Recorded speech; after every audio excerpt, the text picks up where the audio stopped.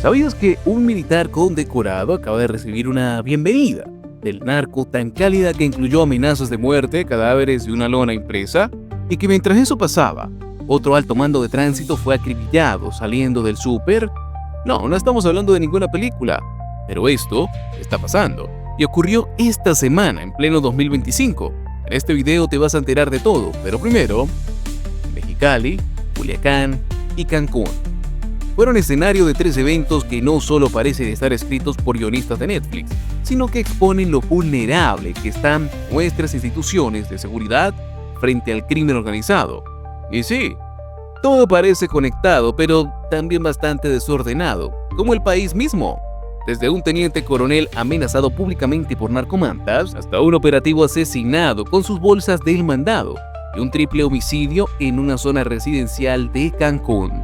Lo más impactante no es que haya pasado todo en una semana, sino lo que revela de fondo. Porque lo que hoy vamos a contarte va mucho más allá del qué pasó. La verdadera pregunta es, ¿quién tiene el control?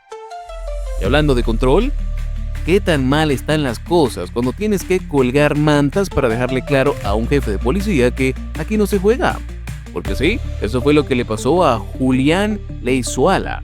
Apenas 3 días después de asumir como director de la Policía Municipal de Mexicali, ya lo estaban amenazando de muerte. Bienvenido, ¿no?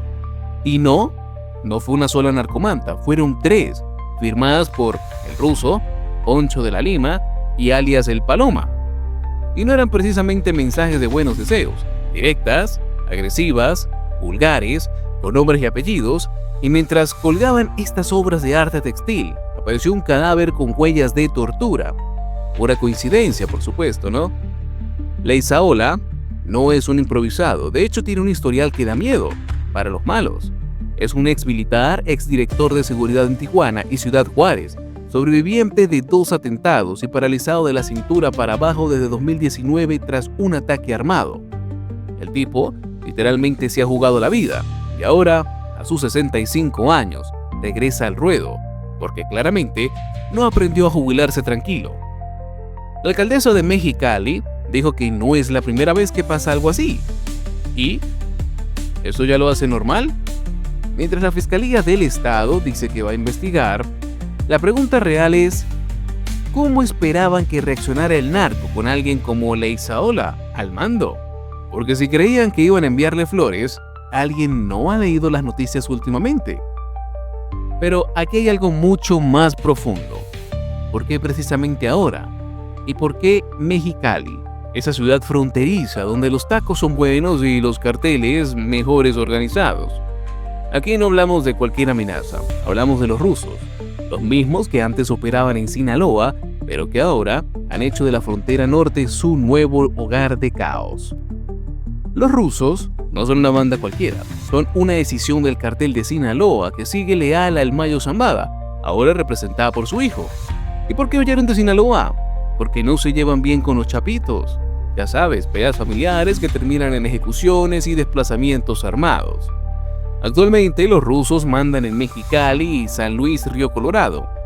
Pero eso no quiere decir que no haya competencia, porque sí, siguen en guerra abierta con los chapitos por el control territorial. O sea, una guerra civil del narco. Bonito todo, ¿no? Así que, claro, cuando Leizaola llega con su estilo de mano dura y su historial de enfrentarse directamente al crimen organizado, no es precisamente recibido con un pastel. La narcomanta no fue una amenaza al azar, fue una advertencia directa del grupo que considera a Mexicali como su propiedad. ¿Y quién les va a decir que no? Mientras Mexicali lidia con mantas, en Culiacán prefieren el estilo clásico, ráfagas de plomo. Resulta que el miércoles por la noche, Jorge Octavio, coordinador operativo de la Policía de Tránsito, fue acribillado en el estacionamiento de un supermercado, en plena zona urbana. Y sí, con sus bolsas del mandado todavía en la mano. Literalmente, lo mataron cuando iba saliendo del súper. El agente tenía 18 años de servicio, no estaba en funciones operativas al momento del ataque. Había sido reasignado a labores administrativas desde noviembre, pero seguía con el cargo. Lo que no tenía era un escudo contra balas de alto calibre. Testigos aseguran que los agresores usaron cuernos de chivo y pistolas gruesas. Y sí, como si todo esto fuera una escena de una narcoserie. dejaron el área tapizada de casquillos. Lo impresionante no fue la ejecución a sangre fría, sino el hecho de que ni siquiera iba armado o en una patrulla. Estaba desprotegido, y así lo mataron. La SSP-ITM confirmó que estaba fuera de servicio, como si eso cambiara algo. Pero más allá del crimen brutal, lo que de verdad preocupa es lo que este asesinato representa, porque no fue un caso aislado, es parte de una tendencia mucho más oscura que no se está frenando. Claro, lo de Jorge Octavio fue grave, pero no fue el único. En lo que va de marzo, al menos 12 elementos de seguridad han sido asesinados en Sinaloa. 12. ¿La respuesta oficial? Un silencio que hace más ruido que los disparos. 4 días antes del asesinato de Octavio, otro policía, Patricio, fue ejecutado en su propia casa, que también era su negocio. Y si eso no fuera suficiente, a inicios de mes, 3 agentes de Navolato fueron secuestrados mientras patrullaban. Luego, aparecieron sin vida. Habían activado sus botones de pánico. ¿Sirvió de algo? Pues ya sabemos la respuesta. La cereza del pastel llegó cuando la Guardia Nacional fue atacada por civiles armados en Guadalupe, Victoria. Milagrosamente no hubo heridos, pero el mensaje quedó claro: ni la Guardia Nacional se salva. Y mientras la violencia escala, los narcos parecen estar en modo campaña, dejando claro, zona por zona, quién manda aquí. La pregunta incómoda es, ¿dónde está el Estado? Porque si los policías tienen que cuidarse más fuera del trabajo que dentro, algo está realmente roto. Pero esto no es solo un problema de Sinaloa, porque al otro lado del país, en una playa paradisíaca, también corrió la sangre. Cancún. ¿Saben de qué estoy hablando? Sol, arena, mar y ahora balaceras. Porque sí, ni el paraíso se salva. Esta semana, un departamento en el fraccionamiento Villas del Mar fue escenario de un ataque que dejó 3 personas fallecidas.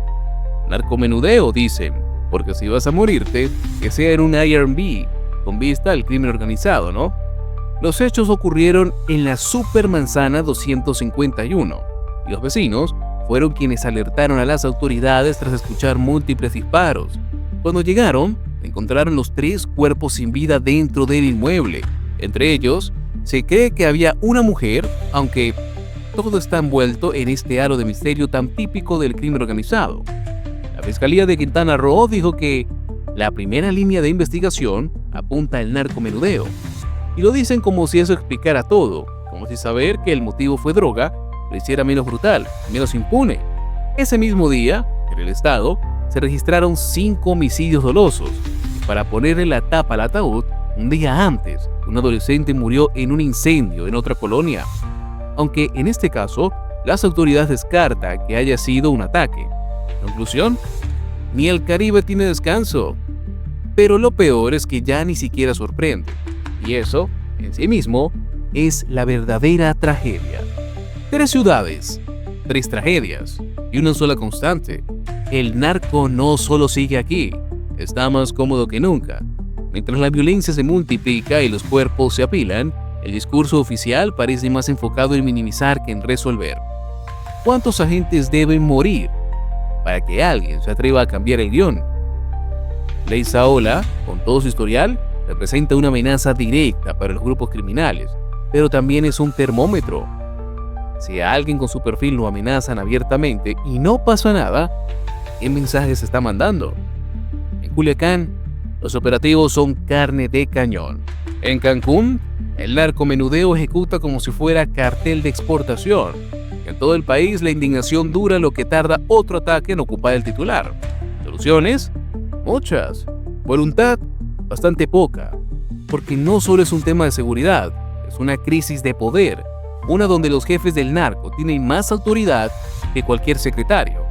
Pero si algo nos queda claro después de esta semana, es que en México la violencia no se va, simplemente cambia de dirección. Suscríbete al canal y dale like si quieren más análisis sin filtros, y aquí te lo contamos como es. Recuerda que somos Nación y Frontera, que estamos aquí para traerte la verdad.